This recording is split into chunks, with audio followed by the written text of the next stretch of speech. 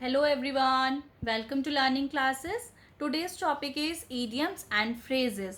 आज हम idiom phrases के बारे में जानने जा रहे हैं कि क्या होते हैं idioms and क्या होते हैं phrases. idioms means मुहावरे और phrases means वाक्यांश, कहावतें. ठीक है, जब हम अपनी बात को कहावत या मुहावरे के थ्रू कहते हैं तो एक्चुअल जो वर्ड्स यहाँ पे होते हैं जो हम बता रहे हैं idioms के वर्ड वो डिफरेंट होते हैं और उनका जो मीनिंग होता है वो फ्रेंड्स डिफरेंट होता है. लाइक आप जो एक्चुअल इन वर्ड्स की जो मीनिंग है उन पे जाएंगे तो आप एक अलग ही मतलब निकालेंगे, लेकिन जो एक्चुअल उसका मीनिंग आएगा निकल के वो अलग आएगा.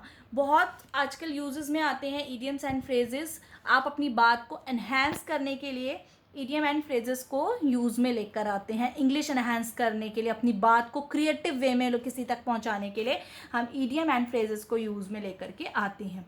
तो first one is, let's start. First one is once in a blue moon.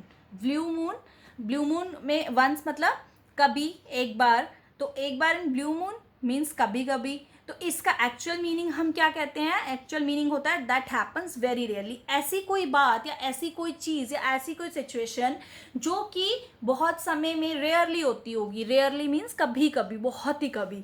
तो उस केस में या बहुत समय बाद होती है तो उसके लिए मैं यूज़ कर सकती हूँ once in a blue moon. Let's take example. जैसे कि आपका कोई भाई है, दूर रहता है आपसे, आप उसको बहुत समय बाद मिलते हैं क्योंकि बाहर से आना पॉसिबल नहीं है डेली डेली. तो आप उसके लिए लिख सकते हैं my brother lives in London. I see him once in a blue moon. मैं उसको बहुत ही रेयरली मिल पाती हूँ या मिल पाता हूँ क्योंकि वो बहुत दूर रहता है. Okay, next one is tick of. Tick of करना, किसी को टिक करना? नो, टिक नहीं करना है. इसमें हमें क्या करना है? इसका मीनिंग है टू मेक समवन एंग्री. किसी को गुस्सा दिलाना, या कोई हमें ऐसी कोई बात कह देता है या ऐसा एटीट्यूड शो करता है जिससे कि हम टिक ऑफ हो जाते हैं. जैसे कि हम कह सकते हैं कि उसकी ऐसा एटीट्यूड से मैं जो है टिक ऑफ हो गई, गुस्सा हो गई. तो उसको मैं कहूँगी he his attitude makes me tick off. उससे मैं क्या हो गई? गुस्सा हो गई. तो नेक्स्ट इसका एग्जाम्पल लिख सकते हो आप. It ticks me off when my brother teases me. जब मेरा भाई मुझे बहुत टीज करता है तो मैं टिक ऑफ हो जाती हूँ, बहुत ज़्यादा गुस्सा हो जाती हूँ. Okay, next one is break a leg. क्या किसी की टांग तोड़ दो? नहीं, आपको ऐसा कुछ नहीं करना है. आपको क्या करना है? To wish good luck. Break a leg मतलब आप जो चीज़ करने जा रहे हो उस चीज़ को बहुत अच्छे से करके आओ, ऐसा कहना चाह रहा है वो. तो उसमें आप किसी को गुड लक विश करते हैं, ऑल द बेस्ट जो हम विश करते हैं वो है ये. तो हम कहेंगे जैसे break a leg in today's match, break a leg in your today's exam.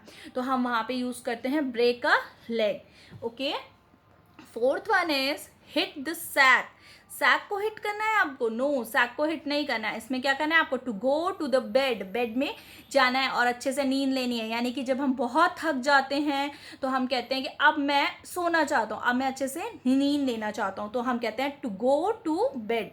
तो उस केस में हम कह सकते हैं I have had a busy day. मेरा आज बहुत बिजी दिन था. So I will hit the sack now. अब मैं इतनी थक चुकी हूँ कि I will hit the bed. अब मैं जाके हिट द सैक मतलब अब मैं सीधा जा करके नींद लूँगी, अपनी थकान दूर करूँगी. बच्चे स्कूल से आए हैं तो हम कह सकते हैं kids will hit the sack now. अब जो है बच्चे थक गए हैं तो अब वो सीधा सोएंगे. Okay, fifth one is feel blue. Blue feel करना, सैड फील करना. ओके, ब्लू फील करना मीन्स यहाँ पे आप क्या कहना चाहते हैं कि आज मैं सैड फील कर रहा हूँ या मैं किसी ऐसी बात से सैड हूँ.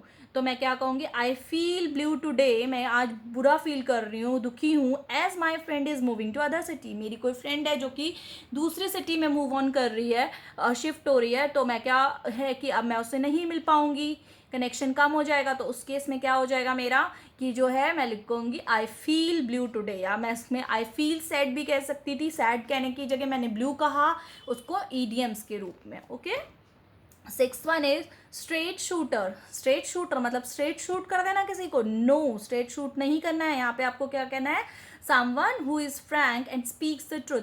कोई ऐसा पर्सन जो कि फ्रैंक है बहुत नेचर से एंड स्पीक्स द ट्रुथ. और वो स्पीक्स द ट्रुथ मतलब हमेशा जो है सच बोलता है. तो ऐसा बंदा, जो इंसान जो फ्रैंकली आपसे बात करता है और सच भी बहुत बोलता है, तो उस केस में हमें जो है वो बंदा क्या होता है? ट्रस्टवर्दी बन जाता है. तो हम ऐसे इंसान को ट्रस्ट करते हैं. तो मैं कह सकती हूँ I trust Mohit as he is a straight shooter. Mohit को मैं ट्रस्ट करती हूँ क्योंकि वो जो है स्ट्रेट शूटर है, बिल्कुल फ्रैंक है और हमेशा सच बोलता है. तो मैं उस केस में उसको ट्रस्ट करना करना चाहूँगी।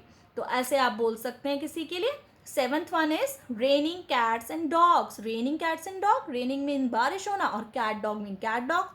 तो यहाँ पे क्या कोई मीनिंग बन रहा है? नहीं, बट इसका मीनिंग होता है हैवी रेनफॉल, यानी कि बहुत ज़्यादा जब बारिश हो रही होती है, लाइक अभी तो रेनी सीजन है, बहुत बहुत दिन ऐसे हो जाते हैं कि इतना ज़्यादा रेनफॉल हो जाता है, तो उस दिन हम कहेंगे कि it is raining cats and dog. ठीक है, आज जो है पूरा जो है हैवी रेनफॉल हो रहा है, तो उसको समझा रही हूँ मैं अपना इडियम्स के रूप में। तो मैं क्या कहूँगी, my today's movie plan is cancel, बहुत because it is raining cats and dog. मेरा प्लान कैंसिल हो गया क्योंकि बारिश जो है बहुत ज़्यादा हो रही है, बहुत ज़्यादा ही हैवी रेनफॉल है यार, तो मैं आज घर से नहीं निकल पाऊँगी। Okay. 8th one is hold your horses. अपने हॉर्सेस को होल्ड करना, नहीं, हॉर्सेस का इस वाले से कुछ भी लेना देना नहीं है, हॉर्सेस कहीं भी नहीं आएंगे। इसका मीनिंग होता है वेट अ मिनट और to be patient. Patient mean patience वाला पेशेंट नहीं, पेशेंस रखने वाला पेशेंस, सब्र करने वाला। Okay. Wait a moment means आपको थोड़ी देर रुकना पड़ेगा, टू बी पेशेंट मीन आपको थोड़ा सब्र रखना पड़ेगा। जब कोई हमें कहता है कि आपको थोड़ी देर रुकना चाहिए, या तो उस केस में हम कह सकते हैं होल्ड योर हॉर्सेस। ठीक है, लाइक मैं कहती हूँ would you hold your horses for a minute, क्या आप थोड़ी देर अपने वेट कर सकते हैं? ठीक है, you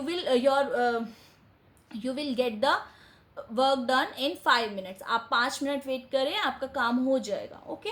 9th one is when the pigs fly. Can pigs fly friends? No, pigs can't fly. Pigs fly तो कर ही नहीं सकते, तो ऐसी सिचुएशन क्या है? इम्पॉसिबल है। तो अगर हमें कोई ऐसी बात बतानी है विच इज़ इम्पॉसिबल, होनी बहुत मुश्किल है, जिसकी संभावना बहुत ही कम है, इम्पॉसिबल, तो उस केस में हम क्या यूज़ करते हैं? When the pigs fly. ठीक है, जो मतलब वो होनी सिचुएशन बहुत मुश्किल है। लाइक एक मैरी है जो अपनी जॉब के प्रति बहुत एम्बिशियस है, करना ही है, उसको करना ही है, तो अगर उसके बारे में मैं ऐसा कहती हूँ कि Mary will quit her job when the pigs fly. Mary अपनी जॉब तब क्विट करेगी जब पिग्स फ्लाई करेंगे, तो ना ही पिग्स कभी फ्लाई करेंगे, ना ही वो कभी जॉब क्विट करेगी। ओके।